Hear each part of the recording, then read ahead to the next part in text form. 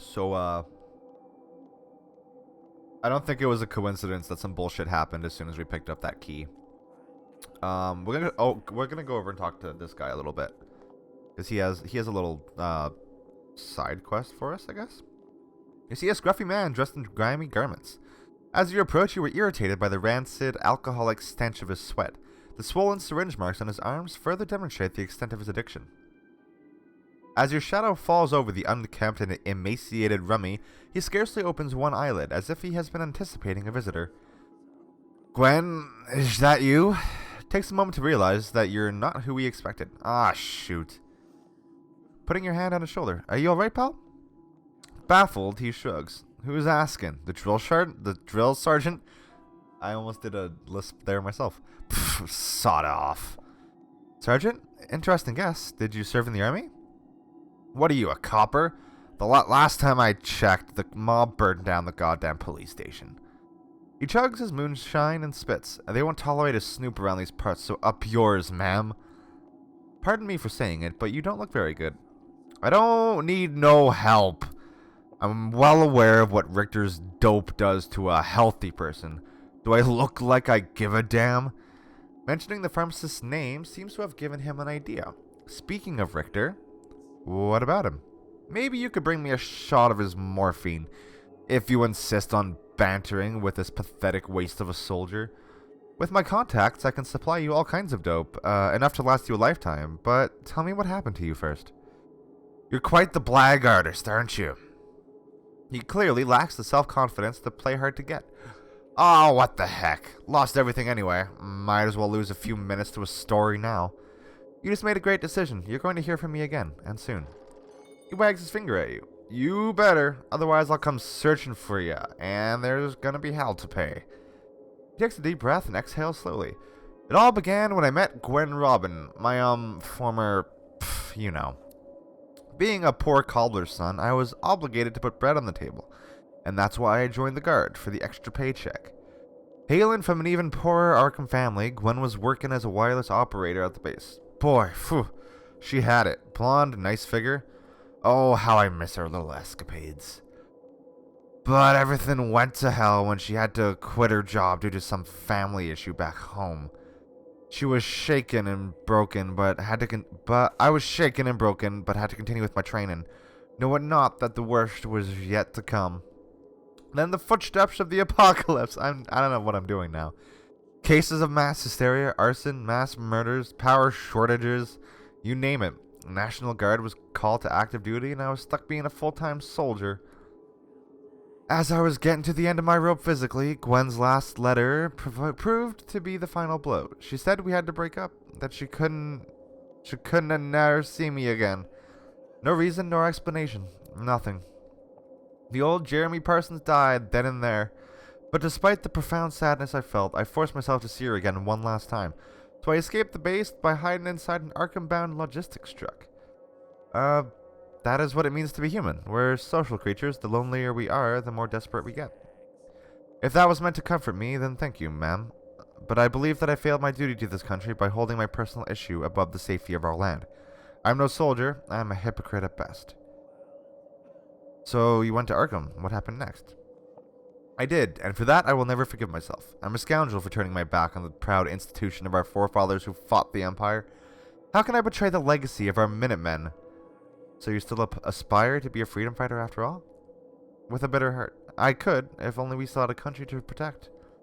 After coming to Arkham, I quickly realized that I had to avoid detection, so I disguised myself in civilian clothing and buried my uniform somewhere. Then I went straight to Gwen's address. There was nobody in the house. Even their coffee cups were on the table, but they were gone. It's as if they vanished, or never even existed at all. I lost track of her ever since. I asked around, but only met hostility and apathy.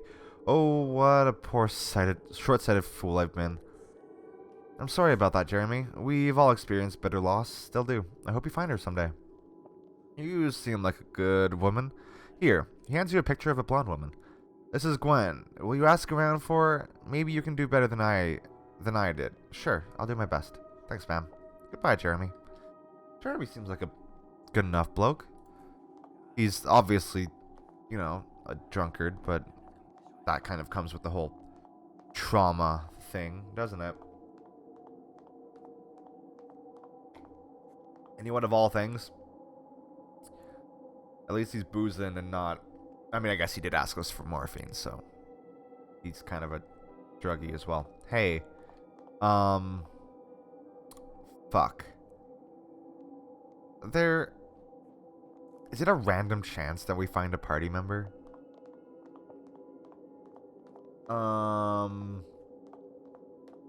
Because I think after I found the key, I found a party member approach me. Well, he's not technically a party member. He's like a bodyguard that you can hire.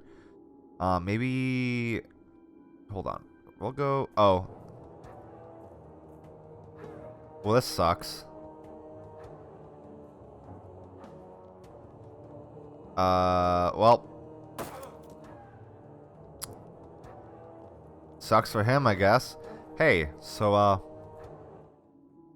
lessons learned. Don't look at that guy. Hey, let's go talk to the old man in here. Because this old man is very interesting. And he also has things to say to us about, the key that we just found. Because he has a little collection of keys up here. An old man is sitting behind the dusty counter, surrounded by a variety of odd objects. He doesn't look pleased to see you. Yes? Are you looking for something in particular? That's a very nice collection of keys you have. Thank you. I put my life into this collection, though it is unfortunately incomplete. As he quickly reviews his rows of keys, you notice a deep longing in his eyes. Why the interest in keys? I have always been fascinated by keys. I started collecting them in my childhood. It was simply a hobby, of course, until the Black Day. What changed after the Black Day? It's not important. Just remember that I will pay you handsomely for keys. I'll feel better knowing why you want them so badly. Very well. After the Black Day, like many others, I lost all hope. With no reason to go on, I decided to end it. You know what I mean. But what I desired most is forbidden to men. For days I fasted and prayed for Hashem's forgiveness, determined to end this misery for an existence. I passed out from hunger and exhaustion, and then I dreamt of two keys. One was gold and burning, though it was only warm to the touch. The other was silver and bathed in moonlight. Go on. They were the keys to the Temple of Solomon. I felt the light inside me. Oh, Hashem, he spoke to me. The old man's eyes widen and lose focus, as if he were in a trance. You understand now. This is the reason I have been collecting keys all my life. They are my escape from this Sheol. They are my test, and they will be my salvation. How can a bunch of keys help you escape? There is a hidden power in patterns and numbers. Some of the keys are numbered. This makes them special. The effect of Isidore's dream fades, and he comes to himself again. I think I have said enough. Interesting. Everyone is searching for some meaning, after all. The answers are all around us. All one needs to do is look, though some prefer to keep their eyes closed. He looks pointedly at you. Tell me how I may assist you, or perhaps how you can assist me. What is this place? This is Schmidt's Antiques, or what's left of it. I am Isidore Schmidt. Like the merchandise, I have been gathering dust here for a good long while. Tell me how I may assist you, or perhaps... Oh, may I see your wares? Indeed, that is why you are here. That is why I am here. But first tell me, if you see something you desire, how do you intend to pay for it? Cigs? I have no interest in hoarding cigarettes, nor do I smoke them myself. I'm old enough to value breathing too much. Do you accept the old money? My advice to you, madam, is to keep your old money in the restroom, where it may be of some use. What did you have in mind? Keys. I collect them, you see, all sizes and shapes. If you happen to come across any keys in this accursed place, bring them to Schmidt's Antiques. I will gladly trade the exquisite items from my collection for keys, or if you don't care about your health, I can also pay with cigarettes. But if you also accepted cigs in trade, it would allow you to obtain more keys. I have all the cigs I need. What if someone were to bring you a special key worth more than everything you have here? Very well, I see your point. I will accept cigs in payment, but only from you. You made the right choice. Wait, hold on. I made a mistake. I didn't actually pick up the key. I thought the earthquake thing was activated by picking up the key. But it's activated before you pick up the key. So we don't have the key. Which would explain why some things haven't triggered. Oh, hey. Let's go get that key. I don't know how I missed it, because it glitters. Like, the key items are very noticeable. Not key as in key, but key as in important. Follow what I'm saying here. Yep. Up there. Yep. I'm dumb. I don't know how I managed to miss that. Hey. Wow, I just heard Rathsack, and he sounds awful. Okay. There we go.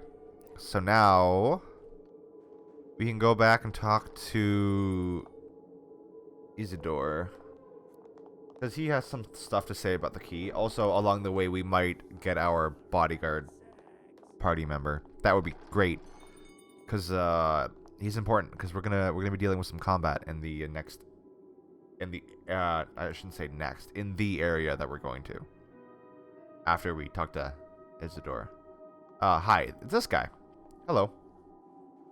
A well-built, dark-skinned man is approaching you. You doubt he's from these parts. He seems unaffected by Arkham's nightmarish conditions, and there is something inviting, almost provocative in his thin smile. Hola, Senora. Please forgive my... He tries to find the right word. Interruption, but I've been seeing you at the eel and wanted to presentarme. Who are you? I am called Eduardo. Eduardo Carnella, to be exact, but there's nothing special about my... Appolido? I am just a man of another poor fisherman from Kojimar. Kojimar. I don't know how to say that. Yet I carry the Carnella name to this far part of the world. Now all that remains are past, no? You may be right. I am Bubusky. Eduardo kisses your hand gently. You can sense the excitement in his breath. A pleasure to meet you, Senora. You're here for something, right? I have a sensation that you may need my services. Different from you, I am accustomed to this survival in the streets, the never-ending... I'm not even gonna try. I've survived the Spaniards, then American occupation, then Civil War, then the American again. No hard feelings, though. But you see my point now. I know what to do when things get, what do you say, hot. I can be the difference between life and Santa Muerte. So you were offering... what do you want in return? 2 dozen cigs for each day I protect you. I don't care if you're fighting monsters or the mob or El Diablo himself. I will have work for you in the near future, but you have to give me a better price. Bien. You are a survivor like me, Senora. 23 cigs for a day, then. Deal. Follow me. Okay. Let's go talk to Isidore, and then we will go to where the key belongs. The key belongs to a bank in a safety deposit box, or like a safe, I guess. Not a safety deposit box. I don't know if they even had safety deposit boxes in this day. I mean, they probably did. Actually, now that I think about it, safety deposit boxes are kind of an old idea. Or are they? Do people still have safety deposit boxes? Is that a thing? I've really only seen them in, like, movies. So I don't know if they're a real thing. Anyway. And back. It's only been, like, a couple minutes. But I have something for you. Isidore, I need your expertise on something. Wait. What? He adjusts his glasses over his cloudy eyes. In his expression, you see an interesting mixture of professional curiosity and grumpiness caused by your interruption. Oh, that's for stuff later that I can research. What do you know about this key? See a flash of greed in the old man's eyes. He hastily takes some notes to a peculiar notebook on the counter. Is it numbered 0? Oh, how interesting. Where did you get such a rare one? From a mysterious man, but I found it because of a dream. Long story. Some dreams indeed hold value. What can I offer you for that key, my friend? A key numbered 0 would be a very fine addition to my collection here. What is that notebook? Let's say it is an atlas for keys. What power they hold, what mysteries they unlock. But forget my notebook now. What do you want for the key? Tell me about it first and I'll think about it. Forgive me, but I don't trust people easily. This particular habit also helped me tremendously in staying alive. 506. Is it for sale now? I said no. 706. That's my final offer. You don't give up, do you? 1,000 right now. Losing the key will put everything in jeopardy. You won't change my mind. Sorry. If you're not selling the key to me, I'm afraid our conversation is over. Then you'll be missing a conversation chance with a fellow devotee of Kabbalah. You? Do not even dare to mock the doctrine. He that is uplifted and exalted, he that dwells forever, created his world by 3, Sefer, Sephor, and... He completes your sentence. Sephor, the story. You know Sefer Yetzirah? Perhaps you're right. It's nice to meet someone who is interested in the tradition. I need to unveil the meaning behind the key. Help me, Mekubal. Mekubal. Sure. Do not let me wander clueless. I am no Mekubal friend, like you. I am just a humble student of the doctrine, but I won't spare what I know from you. Perhaps you search a meaning in the great pattern. That key is for the safe deposit boxes of the Bank of Arkham. I wasn't aware of the existence of one labeled 0, though. Thank you. I'll check the place. Okay. Wow. I actually got a lot further into that than I did playing yesterday. Playing yesterday, I kind of just had to wander around because I didn't want to sell the key to him and didn't figure a way to make him tell us what it's for. Well, that's cool. Oh. This is actually perfect. I mean, it's a bad situation, but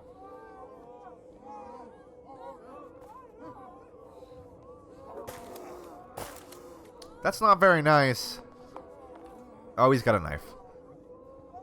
The angry mob before you was about to lynch the miserable being you encountered a short while ago.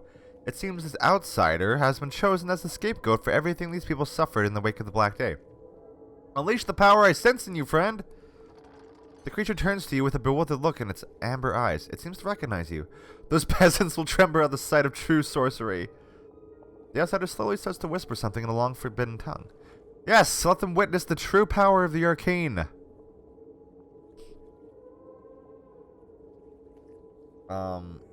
This is a goofy scene, and I like it a lot.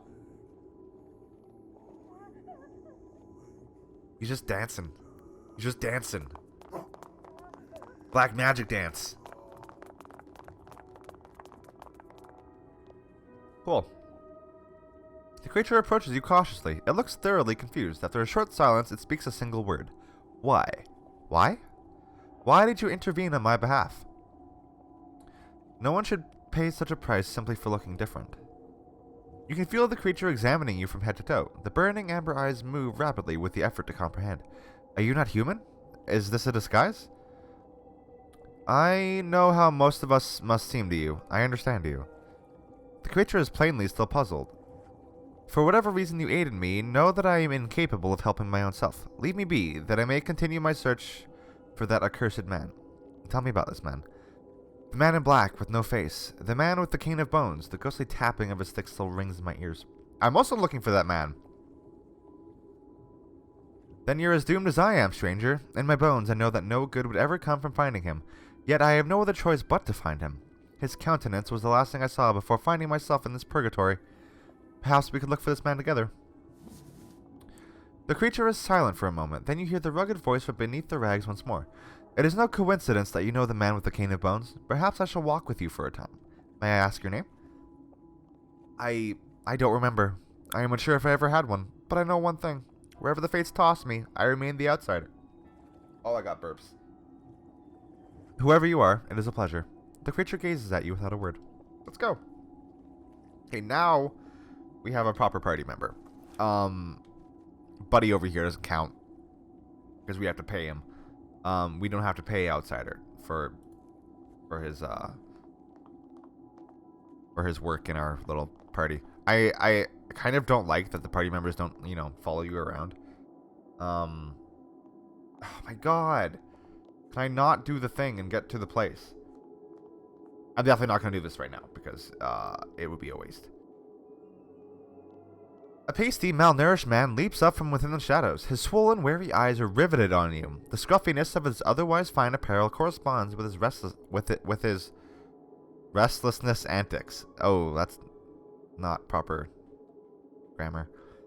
His rolling, vigilant eyes quickly scan the premises, and when he finally feels secure, he addresses you in a timid but needy fashion. I'm sorry if I startled you, madam. I'm Cornelius Moretti. I have a proposal from which we can both benefit. Pardon my abruptness, but it will only take a minute of your time. Be quick about it. Plainly in distress, he is gazing askance at the brawlers standing near the bar. I had seen you go up to the old eel attic before I got ejected by that ignoble swine. You might be just the woman who can help me. Would you care to express your intentions a little more clearly? He grinds his teeth in chagrin before continuing. It was just another miserable day at the joint when I, partly encouraged by the devil's juice, no doubt, finally spoke what had been on my mind for a long time. Suddenly his anger takes precedence over his nervousness. I called him out, that tyrannical devil's seed called Waxface. I denounced him as the false shepherd he really is. Nobody said a thing, of course. Cowards. There was, is, and will ever be only one shepherd of men. For saying that, they expelled me, humiliated me, and worst of all, they marked me. Twitchingly lowers his voice. That's my death sentence, you understand. Alright, what do you want from me? Well, madam, all I'm asking is that you retrieve my heirloom pocket watch from the old eel attic. It's a valuable piece from my late father. I stashed it there, having an inkling that I might need it in the dark days ahead. It's hidden under a floorboard next to the mattress. I need it more than ever, for I'm left with nothing else. Once I barter it off, we'll split the cigs halfway. Please, will you do this for me, madam? If it's worth the trouble, why not? A shimmer of mirth appears in his eyes. Oh, thank you, sister, thank you. I assure you it will be lucrative for both of us. But my cut is 70%, and if you think it's unfair, I suggest you find someone else. He casts one final fretful glance at his surroundings. Yes, that can be arranged. Now I must go, before they come for me. I'll be near the desecrated church on French Hill. I'll be safe there. It's abandoned now. Please hurry, madam. My life depends on it. Alright. Well, yeah, we're not going to worry about that right now. Because to do that, we have to pay to rest at the old deal house, and then at that point, we'll feel compelled to rest, and it's just a waste of money because we haven't done anything. We haven't done anything really to damage our sanity aside from wake up. We haven't taken damage aside from the dirt that was chucked at our face, and we have healing items, so it's not a... Huh. Weird. That, only activated for me when I was leaving last time. That's super strange. Why did that happen? What activates that? I'm trying to think. There's nothing that should. Least of all, not something that I would have found in the bank. Because we haven't been in the bank. That's so weird. Maybe that stuff just kind of happens. Oh, I'm level 2. I should do this. Okay, so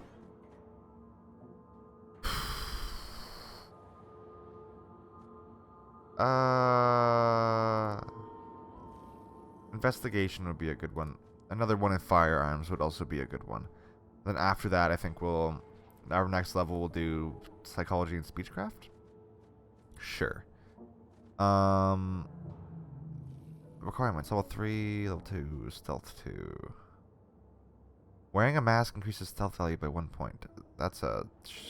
Okay. Melee 3. I'm not gonna... Yeah, I don't know if I'm gonna focus on melee at all.